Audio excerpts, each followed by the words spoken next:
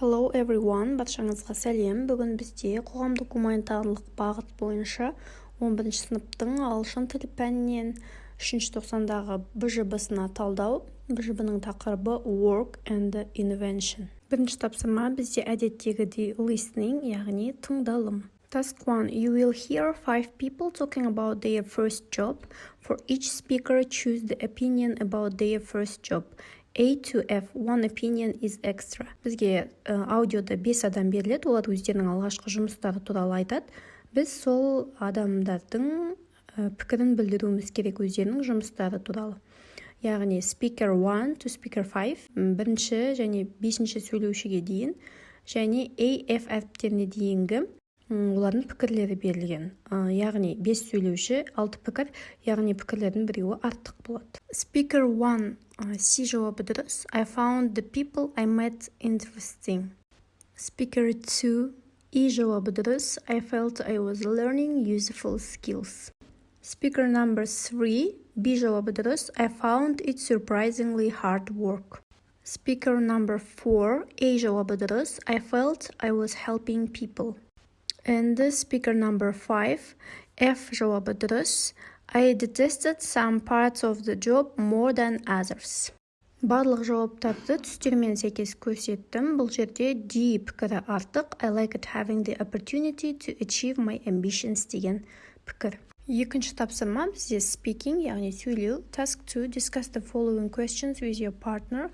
Please use adjectives complemented by that infinitive or WH clauses. Яғни біз қасымыздағы партнерімізбен талдау жасауымыз керек. Student A, Student B деп бізге әр бағанда 5-5-тен общий жалпы 10 сұрақ берілген.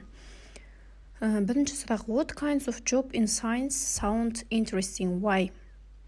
Және екінші сұрақ: How well is science taught at school in your country? Қандай ғылыми жұмыстар сен үшін қызықты және неге?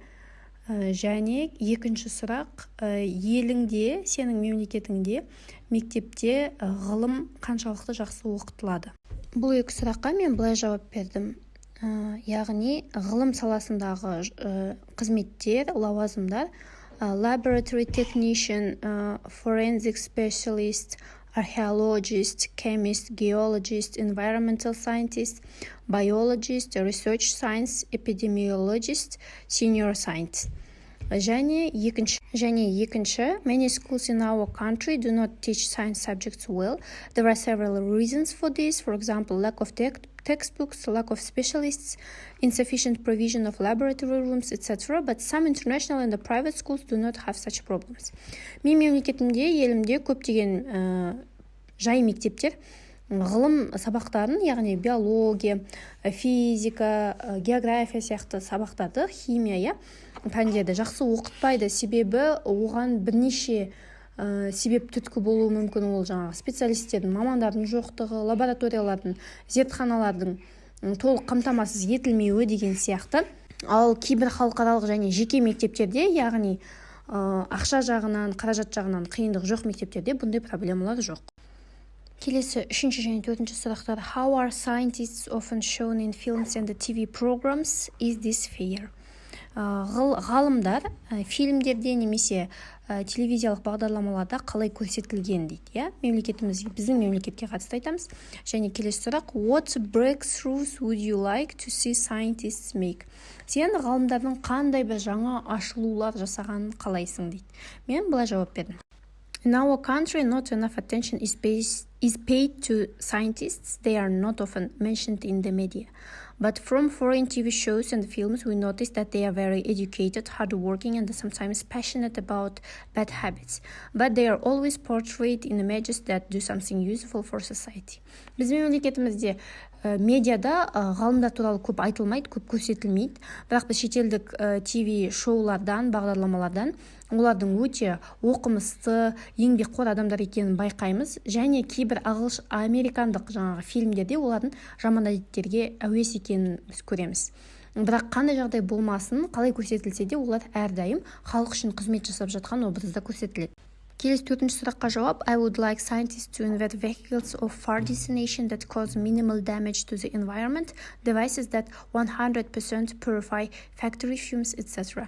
Мен ғалымдардың өте алыс сапарларға жүретін, бірақ қоғамға ең минималды зақым келтіретін көлік түрлерін ойлап шығарғанын қалаймын. Және мына заводтардан, фабрикалардан шығатын түтіндерді тазалағыштар, өте эффективті түрде тазалайтын тазалағыштар ойлап тапқанын қалаймын. Келесі тағы 2 сұраққа жауап берейік. What kind of jobs would be suitable for students in their free time or in their holidays? Why? Қандай жұмыстар студенттерге ыңғайлы, олардың бос уақыттарында немесе демалыс күндерінде неге дейді. Келесі сұрақ. What kind of jobs would you be happy to do and what jobs would you prefer not to do?